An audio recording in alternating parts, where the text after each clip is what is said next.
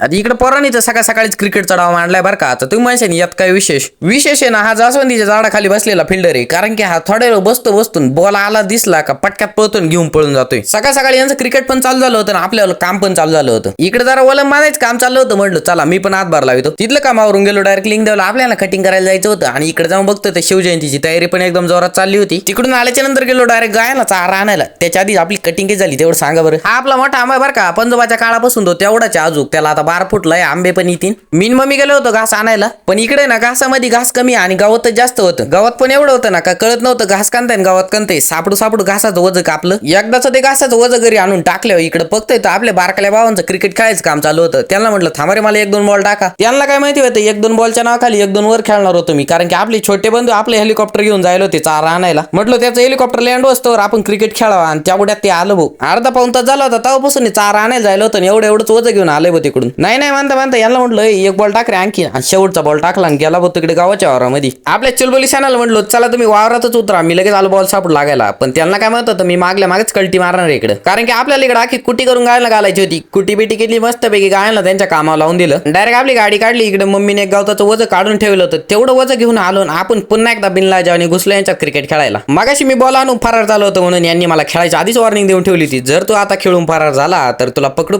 हाणण्यात येईल.